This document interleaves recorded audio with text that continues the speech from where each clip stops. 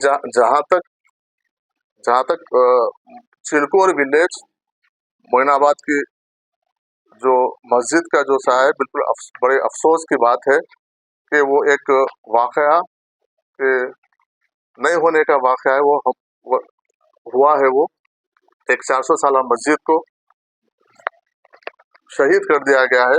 लेकिन उसके लिए जब हम इसका पूरा इंक्वायरी किए हैं, रिपोर्ट लिए हैं, तो ये कोई शरपसंदी नहीं, कोई रियल एस्टेट अपने पैसों की हवस के लिए इस मस्जिद को शहीद किया है। तो उसको जब उसके बाद हम जब शहीद होने के बाद मुकाम पे पहुंचे, मैं पहुंचे, हमारे टेमरिस के प्रेसिडेंट साहब पहुंचे और दूसरे जमात के कायदीन पहुंचे और माइनॉरिटी वेलफेयर के सेक्रेटरी तफसीर इकबाल साहब पहुंचे। हम सब पहुंचे, इमीडिएट वहाँ पर एक्शन में आए, वहाँ पर मौके की वारदात पर पहुंचे। फिर वहाँ पर हम इमीडिएट शेड डाल दिए, शेड डाल के बोर्ड डाल दे के वहाँ पर नमाज शुरू किए। जहाँ तक उसको दूसरे दिन की जब मीटिंग की बात है, वहाँ पर मुकामी मुसलमान लोगों से हम बुला के बात की है और गैर गैर हमारे जो हिंदू भाई है उनसे भी हम बुला के बात की, जिसमें मंदिर के पुजारी भी थे, बात किए थे। सबका मानना यही है कि वो जो हरकत हुई है बिल्कुल गलत हुई है, वो नाकाबिले बर्दाश्त है, चाहे किसी भी मजहब के लोग हो। क्योंकि जमहूरियत में और इंसानियत में और कोई भी मजहब में किसी एक दूसरे की इबादतगाह को शरीर डिस्टर्ब करना या शहीद करना या उसको तोड़ना या किसी की कोई मजहब में इजाजत नहीं, तो वो लोग फिर खुद अग्री कर रहे हैं कि हमारे पास एक गंगा जमुना तहजीब का माहौल है, लेकिन इस तरीके से हरकत करके हम सबको एक शर्मिंदगी की जैसा हमको एक वो किए हैं करके उसमें हमारे हिंदू भाई भी उसके लिए एग्री हो रहे हैं। और वो इसमें कोई डाउट नहीं है, वो सर्वे नंबर 133 जिसमें 4 गुंटे आते हैं वो वक्फ की जमीन है। 1954 से 50 से हमारे पास तमाम रिकॉर्ड है, तमाम रिकॉर्ड में वो वक्फ की जमीन है, वहाँ पर मस्जिद थी और मस्जिद रहेगी। और लोकल के लोगों का भी यही कहना है कि वो जमीन वक्फ बोर्ड की जमीन है। वक्फ बोर्ड की जमीन को लेकर किसी को कोई ऑब्जेक्शन नहीं है। जहाँ तक मस्जिद की तामीर का जहाँ तक सवाल है, तो मस्जिद की तामीर की पूरी जिम्मेदारी वक्फ बोर्ड लेगा। हम वहाँ पर एक टीम को बिल्कुल मुतयन किए हैं। वहाँ पे एक टीम 24 घंटे हमारी रात सुबह से लेकर शाम तक वहीं पर रही। हमारा एडमिनिस्ट्रेशन से बात हुआ, वहाँ के लोकल के मुसलमान भाइयों से भी बात हुई, लोकल के हिंदू भाइयों से भी बात हुई। वो लोग भी उसको ताउन करने के लिए तैयार है, क्योंकि उनको भी उनके भी कम्युनिटी में कुछ लोग शरपसंद लोग उसको डिस्टर्ब करने की कोशिश कर रहे थे। लेकिन गांव के लोग, हिंदू और मुसलमान भाई मुत्तहिद है वहाँ पे। वो लोग ये चाहते हैं कि जो यहाँ का जो माहौल है उसको खराब ना हो, इसलिए वो हमसे एक 2 दिन का टाइम पूछे हैं। 2 दिन का टाइम भी पूछे हैं, क्योंकि कुछ फेस्टिवल वगैरह, बोनाल वगैरह का फेस्टिवल है। उसके बाद क्योंकि गवर्नमेंट की तरफ से भी एक एस्टिमेशन के लिए हमको आ गया है, हम उसको एस्टिमेशन बना के विदिन 7 डेज के अंदर हमको एस्टिमेशन बना के सबमिट करने के लिए बोले हैं। विदिन 7 डेज हम उसका एस्टिमेशन बनाएंगे, बना के गवर्नमेंट को सबमिट करेंगे। इमीडिएट वहाँ पर काम शुरू होगा और वहाँ पर मस्जिद आबाद होगी वहाँ पर। और मस्जिद आबाद होने के लिए, क्योंकि वो हमारी प्रॉपर्टी है, वक्फ बोर्ड की प्रॉपर्टी है, हमको कोई वहाँ पे मस्जिद बनाने से रोक नहीं सकता।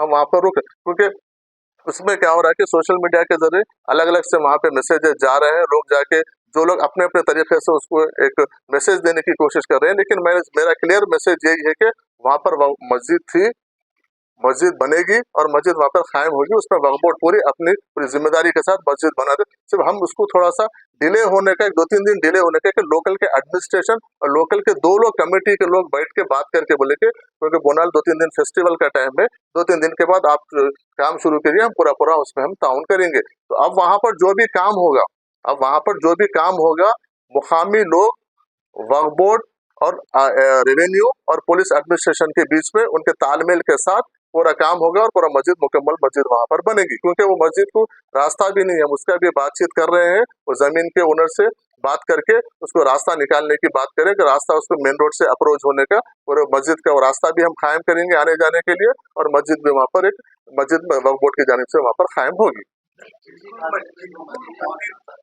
मंदिर वालों का जो बयान है उसके ऊपर नहीं, वो दूसरे जिस दिन हमारी बात हुई उसके बाद फिर वो बयान दिए हैं फिर हम उनसे बात की है, तो वो भी कुछ प्रेशर में आके उस तरीके का दिए हैं, लेकिन उनका उससे कोई इत्तेफाक नहीं है। वो लोग भी उसका वो टूटने का अफसोस जाहिर कर रहे हैं, उनको कोई ऑब्जेक्शन नहीं है, वो आपकी प्रॉपर्टी है, आप बनाइए।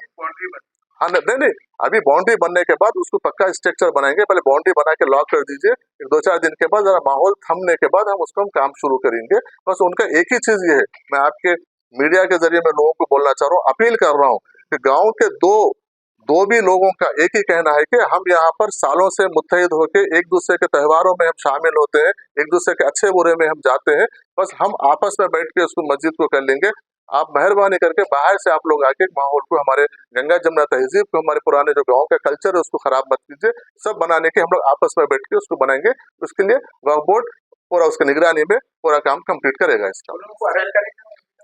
इसको अरेस्ट हुआ, जेसीबी भी सीज होगा, ओनर भी अरेस्ट हुआ, और अरेस्ट हुआ उसको वो भी मैं आपको अपडेट कर दूंगा। अरेस्ट उसका रिमांड कॉपी।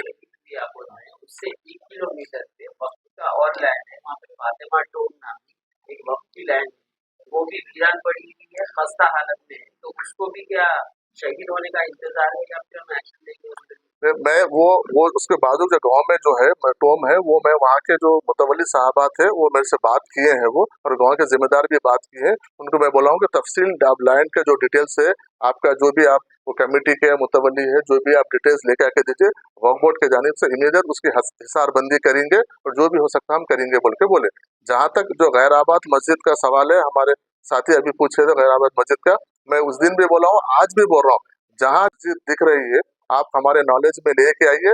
वक्फ बोर्ड उसको आबाद करने का काम हो सकता है तो आबाद करेंगे, हिसारबंदी करने का काम है तो हिसारबंदी का हम करेंगे। उसको जो भी हिफाजत उसके तहत आने वाली जायदाद हो दो या मस्जिद हो दो, स्ट्रक्चर को होने दो, अगर वहाँ पर आबाद करने का सिचुएशन है तो हम आबाद करेंगे, या उसको हिसारबंदी करके उसको सेव करने का काम है तो वक्फ बोर्ड की जानिब से पूरा किया जाएगा।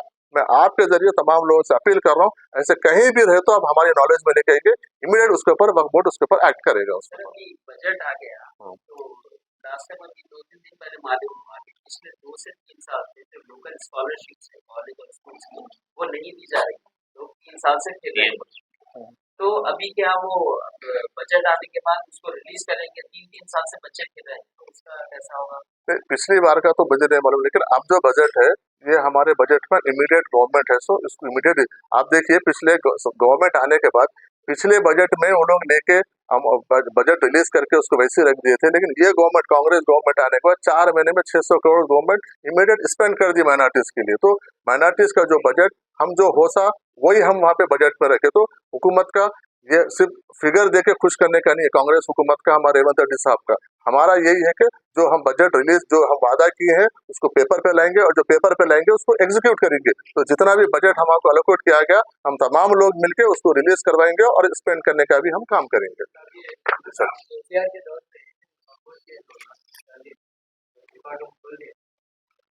वो रिकॉर्ड रूम ऑलमोस्ट खुलने में, कलेक्टर से हमारे को हैंड ओवर करने का है, वो बातचीत चल रही है, वो जल्द से जल्द उसको हम हैंड ओवर ले लेंगे उसको। बहुत बहुत अभी आपका ब्रेकडाउन क्या है, आपके असेंबली का टोटल बजट क्या है? तो 951 है। तो पिछले साल को आपको डिफरेंस क्या है? 783 था पिछले साल, 951 है, वही तो बता रहा हूँ, 21% एडिशनल बजट आया है।